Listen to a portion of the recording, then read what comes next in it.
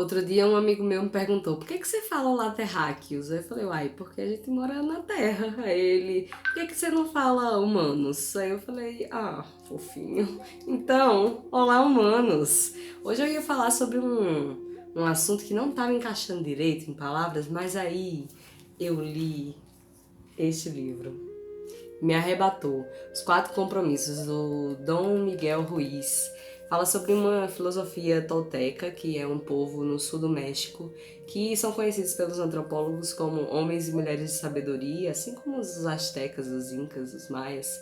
E esse livro é um guia prático para a liberdade pessoal. Fala de 4 compromissos que você deve ter com você mesmo para ter uma vida mais pacífica e livre. E aí foi engraçado porque enquanto eu lia, eu pensava assim, nossa, mas eu podia muito ter escrito sobre isso. Porque são compromissos que eu nem editava como isso, mas como coisas que eu analisava em mim, em momentos que eu conseguia me ver consciente fazendo isso. E aí eu decidi fazer 4 vídeos, cada um deles falando de um desses compromissos.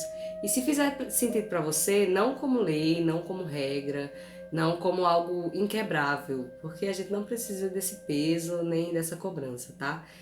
Mas se de alguma forma te ajudar a fazer algum tipo de limpeza mental, você só vai entender que essa filosofia é só um estilo de vida. Então vamos ao primeiro desses compromissos. Seja impecável com a sua palavra. No começo do livro, ele fala que a nossa linguagem é um código de entendimento e comunicação dos seres humanos. Cada letra, cada palavra, em cada linguagem é um acordo que a gente faz. E aí, a gente, por exemplo, na nossa língua, quando a gente fala cadeira, a gente já está convencionado a saber o significado implicado a ela. Então quer dizer que a realidade ela surge a partir da palavra. Sem a palavra, os olhos não conseguem identificar. E quero fazer uma citação da citação do canal do Tempero Drag, que eu super indico. A Rita fala no vídeo sobre a realidade é subjetiva, que tem um pesquisador chamado Julis Davidoff, que faz uma pesquisa numa tribo, Rimba, na Namíbia, em que eles colocam uma tela branca com vários quadrinhos verdes e um azul. E aí cada um da tribo tem que identificar qual desses quadrados tem uma cor diferente.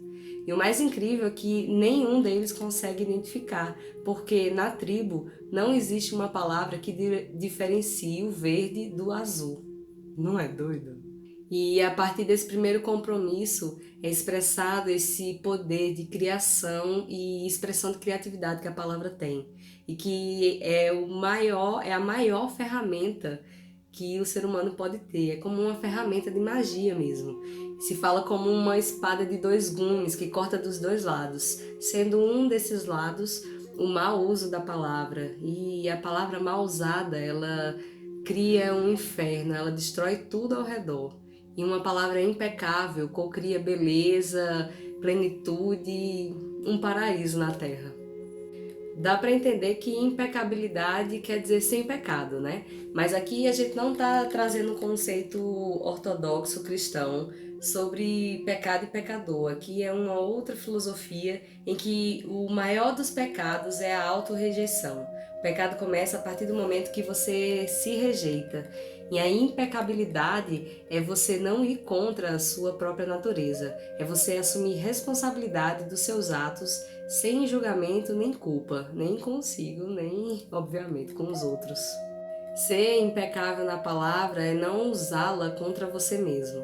É tipo eu te encontrar na rua e aí eu te chamo de idiota. Não tem nada a ver com você, eu só tô depositando meu lixo emocional em você. E aí, em retorno, você vai ter raiva e a raiva não é um sentimento bom para mim. Então, de qualquer forma, essa palavra foi usada contra mim.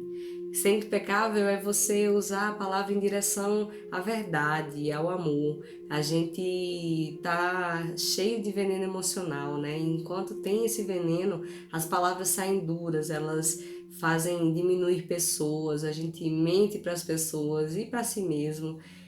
Não somos fiéis à nossa verdade, à nossa vontade.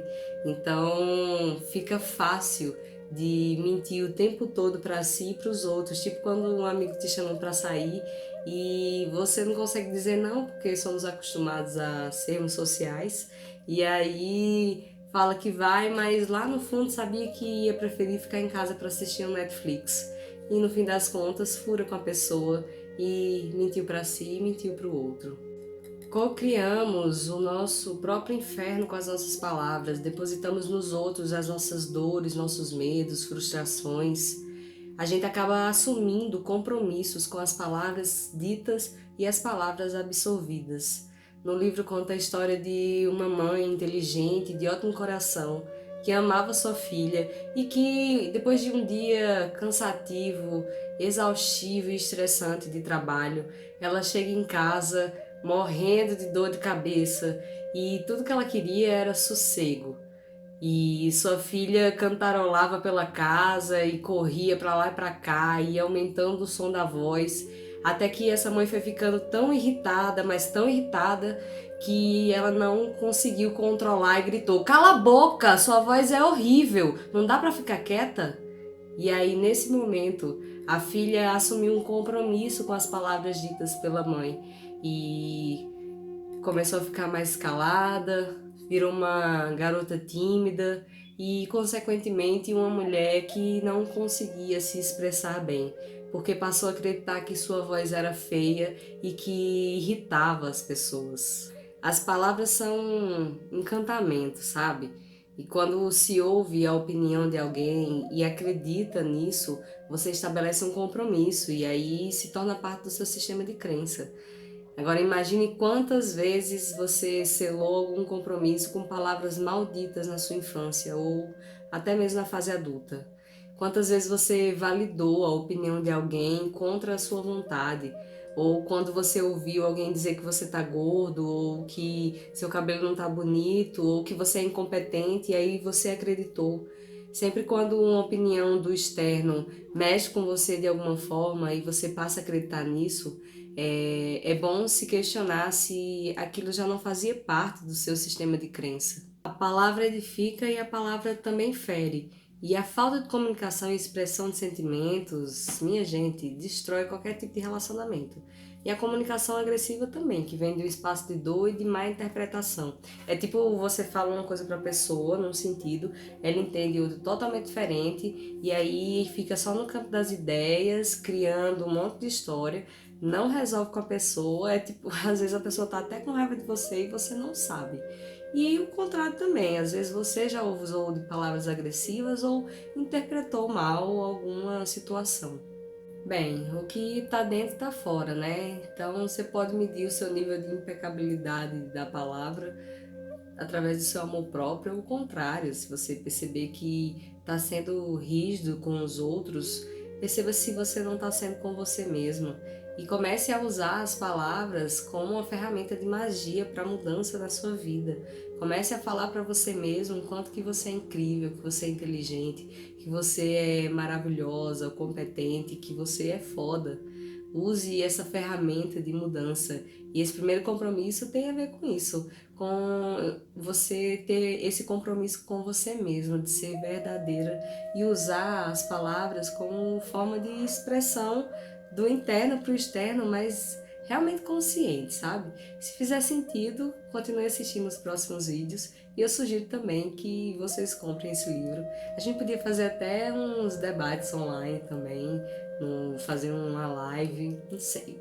Tô jogando aí. Acho que seria ótimo pra gente trabalhar essas ferramentas de autodesenvolvimento.